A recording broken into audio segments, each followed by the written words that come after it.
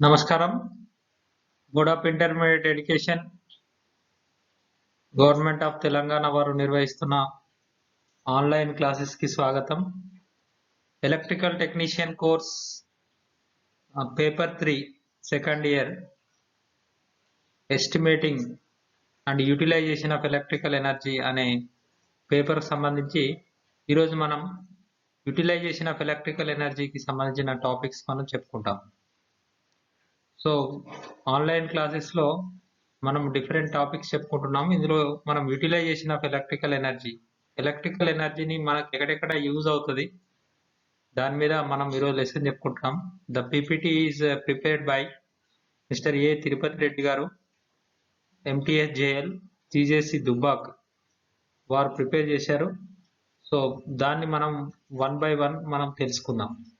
Utilisation అంటే ఏంటంటే ఎక్కడెక్కడ వాడుతుంటాం మనం ఎలక్ట్రికల్ ఎనర్జీ. సో దాని గురించి మన డైలీ లైఫ్ లో యూజ్ అవుతుంది. ఈ ఆన్లైన్ క్లాసెస్ ద్వారా మీకు డిస్టర్బెన్స్ లేకుండా ఎడ్యుకేషన్ అందించడం కోసం ఇంటర్మీడియట్ బోర్డు ప్రయత్నం చేస్తుంది. బోర్డు కమిషనర్ గారైన శ్రీ ఉమర్ జలీల్ గారు, అలానే టెక్నికల్ టీం అంతా పనిచేస్తుంది. మీరు ఈ క్లాసెస్ ని చాలా శ్రద్ధగా ఉపయోగించుకొని సబ్జెక్ట్ నేర్చుకోగలరని కోరుతున్నాం. సో ఫస్ట్ ఏంటంటే ఇంట్రడక్షన్ చూద్దాం. చూడండి, utilisation of electricity considerable. They are lighting లో వాడతాము, హీటింగ్ లో వాడతాము, వెల్డింగ్ కి వాడతాము, రిఫ్రిజిరేషన్ అండ్ ఎయిర్ కండిషనింగ్. ఈ 4 అంశాల్లో మనము ఎలక్ట్రికల్ ఎనర్జీని వాడుతూ ఉంటాం. అంటే లైటింగ్, మనకు ఇళ్లలో వాడే లైటింగ్ కానీ, అలానే డిఫరెంట్ హీటింగ్ ఎలిమెంట్స్ లో వాడతాము, వెల్డింగ్ ఎలిమెంట్స్ లో వాడుతుంటాము, రిఫ్రిజిరేషన్ అండ్ ఎయిర్ కండిషనింగ్ లో కూడా మనము ఈ ఎలక్ట్రికల్ ఎనర్జీని వాడుతూ ఉంటాం. ఫస్ట్ ఆఫ్ ఆల్ లైటింగ్ చూద్దాం. ఈరోజు మనం లైటింగ్ అంటే ఏంటంటే electrical light is a device that produces light by flow of electric current. It is the most common form of artificial lighting and is essential to modern society. జనరల్గా వెనకటైతే దీపాలు పెట్టుకునేవారు, ఇప్పుడు మనం అంతా ఎలక్ట్రికల్ బల్బ్స్ వాడుతుంటాము. అందులో filament ఉండడం కానీ, discharge lights ఉండడం కానీ ఉండి ఏమవుతుంది, మనకి కాంతి బయటికి వస్తుంది. జనరల్గా ఈ లైటింగ్ అనేది ఎక్కడెక్కడ యూజ్ అవుతుంది చూడండి, రెసిడెన్షియల్ అకామిడేషన్స్లలో అండ్ కమర్షియల్ ప్లేసెస్లలో, అలాగే recreation premises like clubs and cinema హాల్స్లలో, ఇండస్ట్రీస్లలో, హోటల్స్లలో, హాస్పిటల్స్లలో, పార్క్స్లలో, రోడ్స్ మీద ఎక్కడెక్కడైతే లైటింగ్ అవసరం ఉంటుందో మనం ఒకసారి పరిశీలిస్తే లైటింగ్ చాలా ఇంపార్టెంట్ అయి కూర్చుంది ఈరోజు. అంటే పూర్వకాలంలో ఏదో వేరే వాడే వాళ్ళని మనం కంపల్సరీ ఎలక్ట్రిసిటీ మీద ఆధారపడి ఉంటున్నాం. సో లైటింగ్ మీద స్టడీ చేయడాన్ని ఇల్యూమినేషన్ అంటారు. ఒక ప్లేస్ లో కాంతివంతంగా చేసే ప్రాసెస్ ని ఇల్యూమినేషన్ అంటారు. ఇల్యూమైన్ అంటే విద్యుదీకరణ చేయడము అంటారు.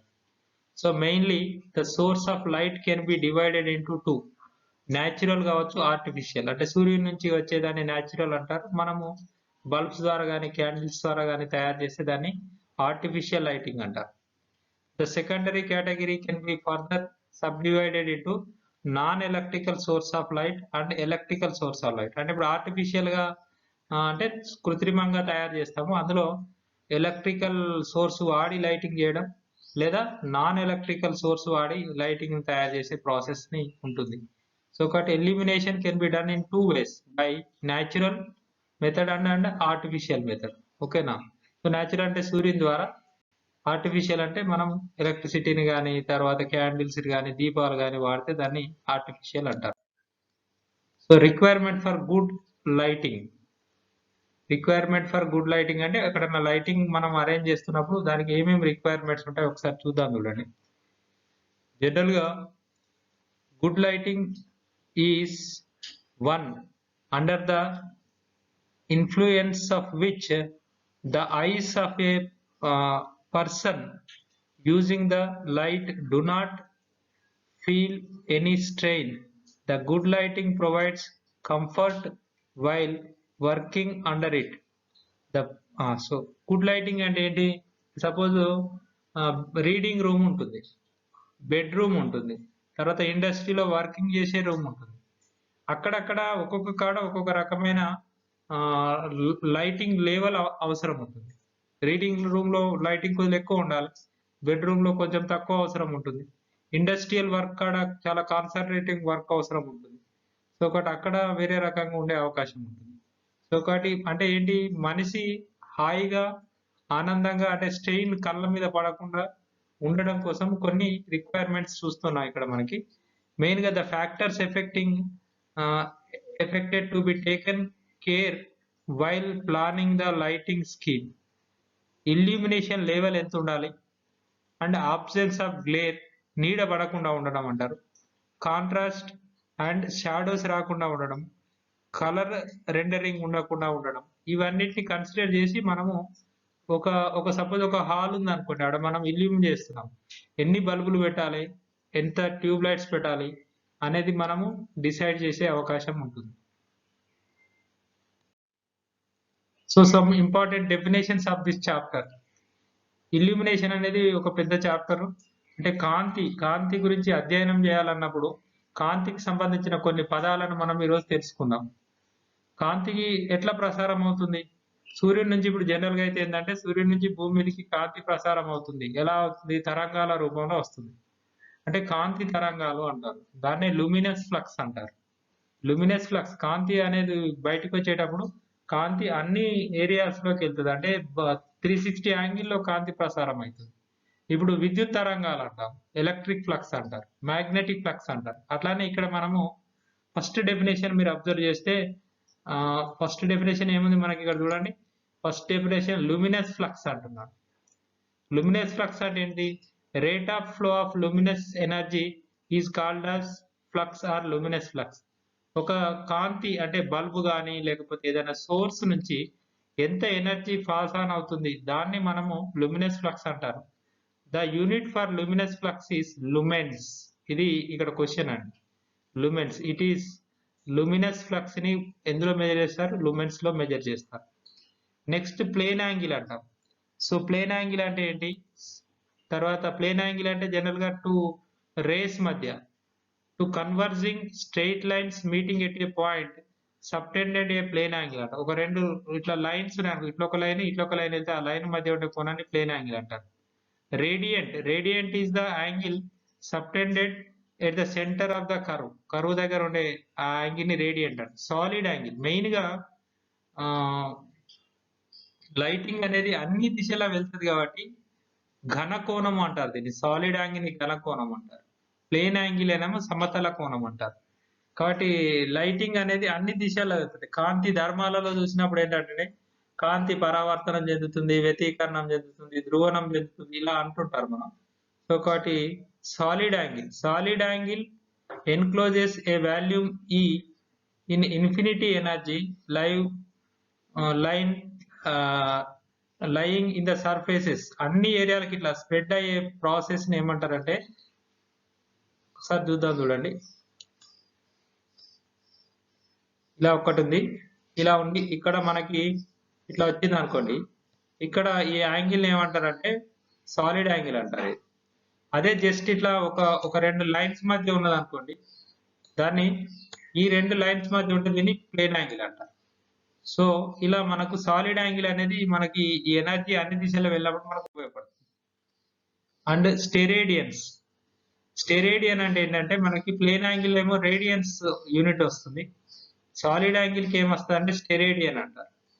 కాబట్టి సాలిడ్ యాంగిల్ యూనిట్స్ ఏందని మనకు అడుగుతుంటారు. దానికి యూనిట్స్ స్టెరేడియన్స్ అంటారు. The angle subtended at the centre of where sphere by an area then surface of the sphere which is numerically equal to the square of the radius steradian గా తీసుకుంటాం. ఇప్పుడు ఇక next చాలా important definition candle power అంటారు. అసలు కాంతిని ఎలా కొలవాలి అన్నప్పుడు ఈ క్యాండిల్ పవర్ అనే యూనిట్ వాడతారు. Candle power is the ratio of brightness of a source of the light to the standard candle తో కంపేర్ చేసి ఒక పాయింట్ దగ్గర ఎంత కాంతి ఉన్నది అనడానికి మనకి ఈ యూనిట్ తీసుకుంటాం. క్యాండిల్ పవర్ అంటే ఏంటంటే 1 లూమెన్ ఫర్ స్టెరేడియన్. ఇది చాలా ఇంపార్టెంట్ అండి. క్యాండిల్ పవర్ యూనిట్ ఏంది? 1 లూమెన్ ఫర్ స్టెరేడియన్. మరి ఈ క్యాండిల్ పవర్ ఉన్నప్పుడు లూమినస్ ఇంటెన్సిటీ అనే ఒక వర్డ్ వాడతారు.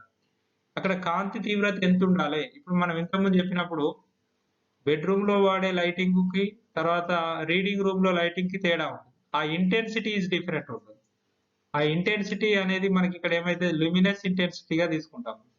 ఈ లూమినస్ ఇంటెన్సిటీని బట్టి మనం ఇక్కడ ఏమంటారు, lumens flux per unit solid angle, lumens per unit solid angle అంటారు. సో దీన్ని ఏమంటారు, లూమినస్ ఇంటెన్సిటీ అంటారు. సో ఇక్కడ మనకి చాలా చక్కగా అన్ని డెఫినేషన్స్ ఇచ్చారు. చూద్దాం చూడండి, ఇక్కడ ఈ స్లైడ్ లో చాలా చక్కగా డెఫినేషన్స్ ఇచ్చారు.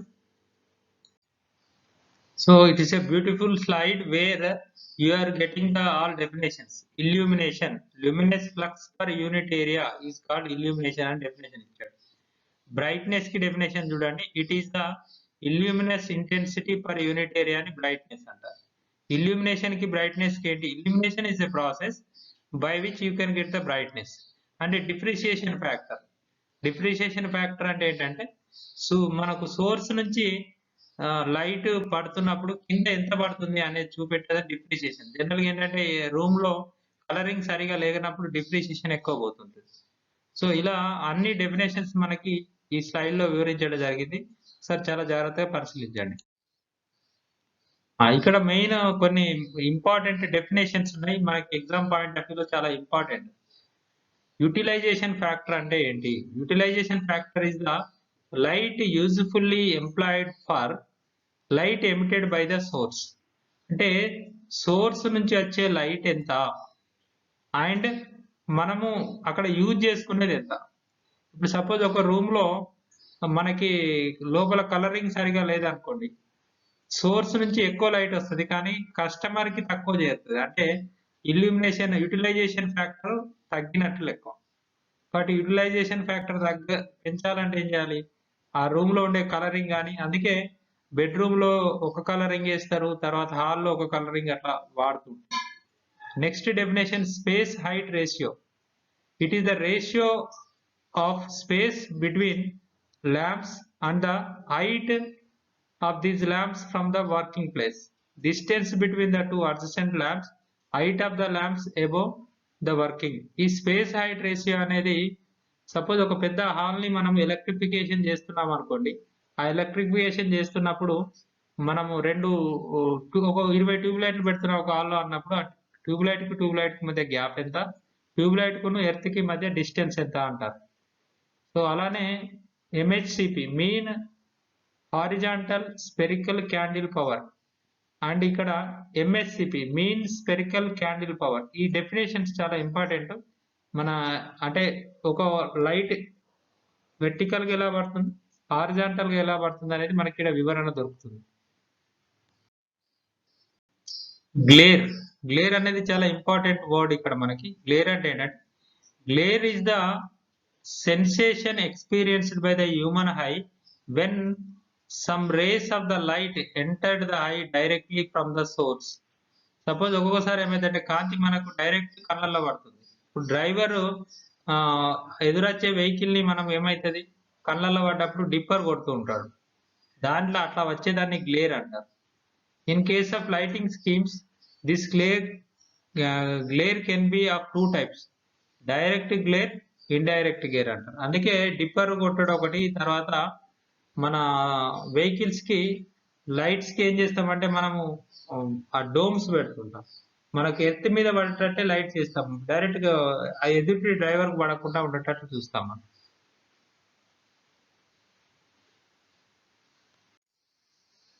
లాస్ ఆఫ్ ఇల్యూమినేషన్ లో వాడే మెయిన్ లాస్ ఏంటి అంటే, ఇల్యూమినేషన్ లో సిద్ధాంతాలు కొన్ని ఉన్నాయి, ఆ సిద్ధాంతాలు చాలా ఇంపార్టెంట్ అన్నమాట. The light received by the surface depends upon the 2 factors for given source of the point. Number 1, the distance of the surface from the source and the angle made by the normal to the surface. రెండు అన్నట్టు. అంటే మనకు source ఇక్కడ ఉంది, ఇక్కడ customer ఉంది అనుకోండి, ఇది ఎంత డిస్టెన్స్ ఉన్నది, ఎంత యాంగిల్లో ఉన్నది. ఇప్పుడు మీకు మధ్యాహ్నము ఫుల్ ఫ్లెడ్జ్డ్ వెలుతురు అనిపిస్తుంటది, సాయంత్రం ఉదయం ఏమైతుందంటే సూర్యుడి నుంచి కాంతి మనకు తగ్గుతుంటుంది. సో ఫస్ట్ లా ఏంటంటే ఇన్వర్స్ స్క్వేర్ లా అంటారు. ఇది చాలా ఇంపార్టెంట్ లా. ఇన్వర్స్ లా లేదా ఇన్వర్స్ స్క్వేర్ లా అంటారు. ఇన్వర్స్ అంటే ఏంటంటే illumination at a surface is inversely proportional to the square of the distance from the source. Distance పెరిగినా కొద్దీ ఇల్యూమినేషన్ లెవెల్ అనేది తగ్గుతుంది. At the same time inversely square, అందుకే E is equal to 1/d square తీసుకున్నాడు. మీరు ఇక్కడ observe చేస్తే E is equal to 1/d square అంటే E is the illumination level and D is the distance square అవుతుంది. E is the illumination on the surface, D is the distance between the surface తీసుకుంటాం. దీని inverse square law తర్వాత వచ్చేది లాంబార్డ్స్ cosine లా అంటారు. మనకు annual exam లో అడుగుతారు. Lombard లా ఏం చెప్తుందంటే ఇల్యూమినేషన్ అనేది కొసైన్ ఆఫ్ యాంగిల్ కి డైరెక్ట్లీ ప్రపోర్షనల్ ఉంటుందని చెప్తుంది. Lombard cosine law, the illumination of a surface inclined at the angle proportional to the cosine of the angle E is equal to cos theta. E is the illumination at the surface, theta is the angle between the flux and the normal to the surface అనేది తీసుకుంటాం. అలానే illumination at a point ఇంకొకటి ఇంతకు ముందు చెప్పుకున్నాం. ఏం చేసుకున్నాం మనం? E is equal to 1/d square. So కాబట్టి ఈ రెండు లాస్ మనకి చాలా ఉపయోగపడతాయి మనకు క్యాలిక్యులేషన్ చేయడంలో. వేరియస్ లైటింగ్ సిస్టమ్స్, ఇప్పుడు ఇక లైటింగ్ సిస్టమ్ చూడండి. Direct lighting system, indirect lighting system, semi direct lighting system, semi indirect lighting system and general lighting system అని ఇలా మనకి 4 టైప్ ఆఫ్ లైటింగ్ సిస్టమ్స్ ఉంటాయి. ఇప్పుడు ఇక ముఖ్యంగా మెయిన్ పార్ట్ లోకి ఎంటర్ అవుతున్నాము. అసలు ల్యాంప్స్ ఎన్ని రకాలు, టైప్స్ ఆఫ్ ల్యాంప్స్. ఆ ల్యాంప్స్ పనిచేయ విధానం ప్రకారం కొన్ని డివైడ్ చేసుకుంటాము. First incandescent or incandescent lamps అంటారు, లేదా దీన్నే ఫిలమెంట్ ల్యాంప్స్ అంటారు అండ్ ఆర్క్ ల్యాంప్స్ అంటారు. ఇట్లా దీన్ని బట్టి చూద్దాం చూడండి.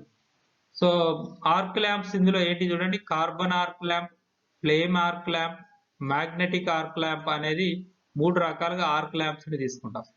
అలాగే ఎలక్ట్రికల్ డిశ్చార్జ్ ల్యాంప్స్ ఏంటంటే sodium vapour lamp, mercury vapour lamp, neon lamps and fluorescent lamps and LED lamps ని తీసుకుంటాం. ఫస్ట్ చూద్దాం, ఇది ఇన్కాండిసెంట్ ల్యాంప్. భూమి మీద మనిషి వాడుతున్న మొట్టమొదటి బల్బ్ ఇది. ఎడిసన్ గా అనుకున్న బల్బు, దీన్ని ఇన్కాండిసెంట్ ఎర్ర బల్బులు అంటుంటాం మనం. మీరు చూస్తున్నారు కదా, ఎర్ర బల్బులో మధ్యలో టంగ్స్టన్ ఫిలమెంట్ ఉంటుంది, లోపల ఇన్నట్ గ్యాస్ నింపుతారు. దీన్ని మనం ఇన్కాండిసెంట్ ల్యాంప్ అంటారు మన ఎలక్ట్రికల్ భాషలో. This is the sodium vapour lamp. Sodium vapour lamp లో పదంలోనే ఉంది చూడండి, వేపర్. వేపర్ అంటే సోడియం వాయువుని నింపుతారు, లోపల ఫిలమెంట్ ఉంటుంది. Due to discharging, sodium discharging వల్ల ఇది నడుస్తుంది కాబట్టి దీన్ని సోడియం వేపర్ ల్యాంప్ అని అంటాం. And MA type mercury vapour lamp, అందులో సోడియం వాడతాం, ఇందులో మెర్క్యూరీ వాడతాం. సో కాబట్టి mercury vapour lamp. Next MA type mercury vapour lamp. ఈ మెర్క్యూరీ వేపర్ ల్యాంప్ లో మేజర్ గా ఏం వాడతాం, మెర్క్యూరీ. అలానే mercury MB type mercury vapour lamp, ఇది అది ఎంఏ టైప్, ఇది ఎంబీ టైప్. రైట్. తర్వాత లాస్ట్ ఇంకా నియాన్ ల్యాంప్ అంటారు. ఈ నియాన్ సైన్ బోర్డ్స్ అని వాడుతూ ఉంటారు మీకు. Different type of neon lamps are as follows. Neon indication lamps, neon sign lamps అంటారు. మీకు షాప్స్, తర్వాత కమర్షియల్ కాంప్లెక్స్ ల కాడ బోర్డ్స్ ఉంటాయి కదా, అక్కడ ఈ నియాన్ ల్యాంప్స్ వాడుతూ ఉంటారు. So when the supply given to the lamps ఏమైతుంది, మనకు అనుకున్నట్టుగా వెలగడానికి వీలుగా అక్కడ మనకి ఒక డిఫరెంట్ టైప్స్ లలో మనకి అరేంజ్ చేస్తారు. సో నియాన్ సైన్ ల్యాంప్స్ అంటారు. ఈ నియాన్ సైన్ ల్యాంప్స్ అనేది ఒక పర్టికులర్ ఆర్డర్ లో మనకి అరేంజ్ చేస్తారు. ఇట్లా చూడండి, కమ్ అనే ఆర్డర్ లో అరేంజ్ చేస్తారు. కాబట్టి ఎప్పుడైతే సప్లై ఇస్తామో మనకి ఆ పర్టికులర్ ఆర్డర్ లో మనకి వెళ్తురు రకరకాల కలర్స్ లో మనకు కనిపిస్తుంటుంది. మనకు కమర్షియల్ బోర్డ్స్ తయారు చేయడానికి, డిస్ప్లే బోర్డ్స్ తయారు చేసినప్పుడు కానీ ఇవి వాడుతూ ఉంటారు. సో నియాన్ సైన్ బోర్డ్స్ అనేటివి మార్కెట్ లో మనం షాప్స్ కానీ డిస్ప్లే బోర్డ్స్ కానీ వాడుతూ ఉంటారు. దీనికి ఒక సెపరేట్ ట్రాన్స్ఫార్మర్ సిస్టమ్, తర్వాత కెపాసిటర్స్, తర్వాత సప్లై, ఈ సర్క్యూట్ మీరు జాగ్రత్తగా అబ్జర్వ్ చేస్తే మనకు కనిపిస్తుంది. రైట్. ఫ్లోరోసెంట్ ట్యూబ్ లైట్, ఇది మనకు జనరల్ పర్పస్ ట్యూబ్ లైట్, మన ఇళ్లలో వాడే ట్యూబ్ లైట్ ఇది. దీన్నే ఫ్లోరోసెంట్ ట్యూబ్ లైట్ అంటారు. చూడండి, ఇక్కడ ఒక ఫిలమెంట్ ఉంది, ఇక్కడ ఒక ఫిలమెంట్ ఉంది, మధ్యలో ఒక చౌక ఉంటుంది, మన ఇళ్లలో వాడే ట్యూబ్ లైట్. సో ఇది మెయిన్ గా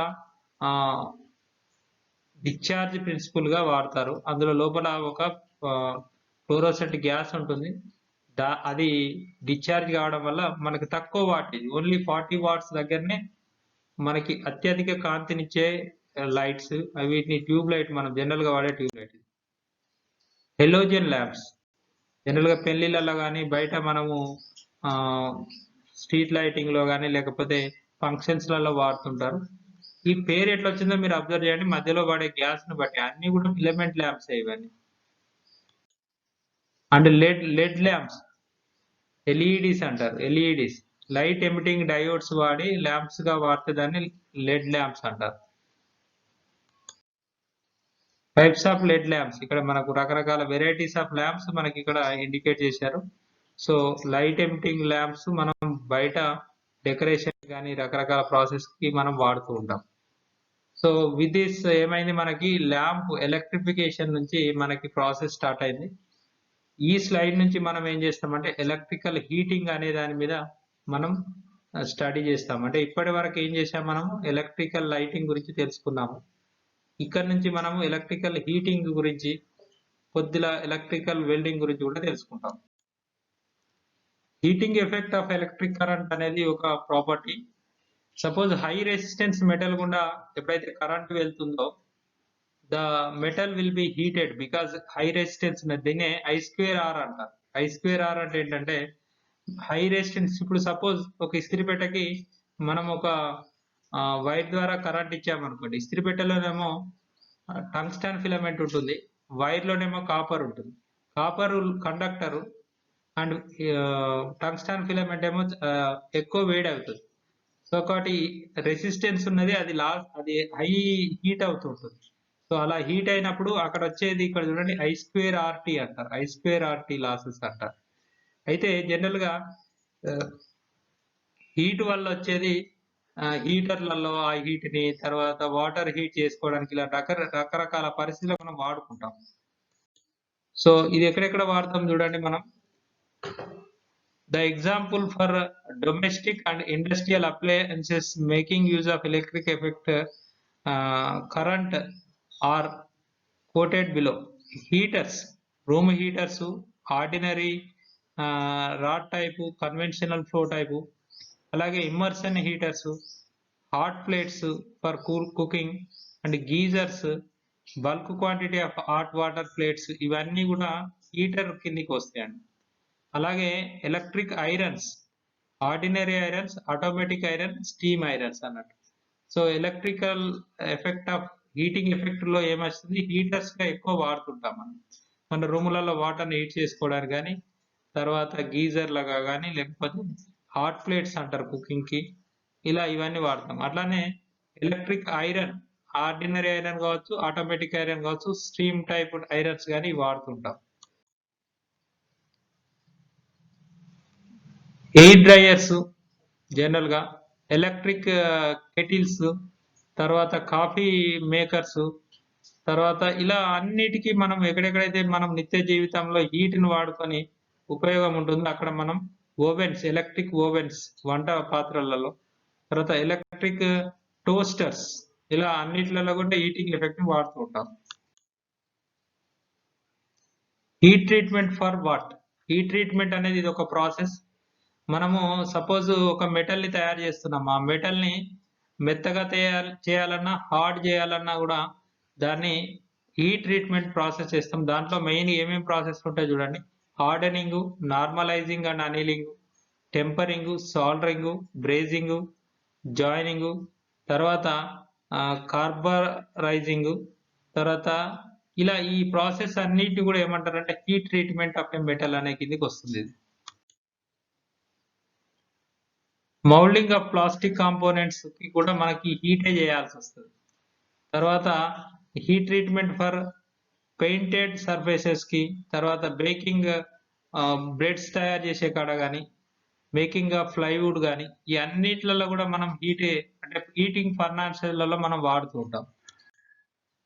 advantages of electrical heating, general గా వేరే హీటింగ్ లో చేయొచ్చు, ఎలక్ట్రికల్ హీటింగ్ చేయొచ్చు, కానీ electrical heating is very clean and neat atmosphere ఉంటుంది, no pollution, controlled temperature control ఉంటుంది. తర్వాత ఏమైతది లోకలైజ్డ్ అప్లికేషన్ ఎక్కడ హీట్ చేయాలో అక్కడే చేయొచ్చు. అంతటా వేడి ఇబ్బంది ఉండదు. యూనిఫామ్ హీటింగ్ చేయడానికి అవకాశం ఉంటుంది. ఇట్లా మనకి రకరకాల అడ్వాంటేజెస్ మనకి ఎలక్ట్రికల్ హీటింగ్ లో ఉన్నాయి. Types of electrical heatings. So మన అవసరాన్ని బట్టి ఎక్కడెక్కడ హీటింగ్ చేయొచ్చు అనేది ఇక్కడ మనకు వివరించడం జరిగింది. రైట్, ఇప్పటి నుంచి మనం ఇక ఈ నెక్స్ట్ కొద్దిసేపు ఎలక్ట్రికల్ వెల్డింగ్ గురించి తెలుసుకుంటాం. సో ఎలక్ట్రికల్ వెల్డింగ్ ఇప్పటివరకు హీటింగ్ అయిపోయింది. ఎలక్ట్రికల్ వెల్డింగ్ టాపిక్ ఇక్కడ మనం స్టార్ట్ అవుతుంది. బికాస్ హీటింగ్ ఎఫెక్ట్ లో వెల్డింగ్ కూడా ఒక మంచి యూజ్. అంటే ఏదైనా 2 parts ని మనం జాయిన్ చేయాలనుకున్నప్పుడు రకరకాల వెల్డింగ్ ప్రాసెస్ ని వాడుతూ ఉంటాం.